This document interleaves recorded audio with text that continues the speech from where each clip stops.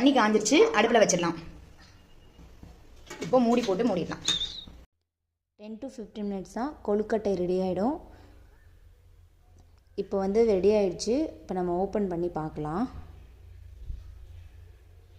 நல்லா வெந்து வந்திருக்கு. சத்து மாவு கொழுக்கட்டை ரெடி ஆகிடுச்சு.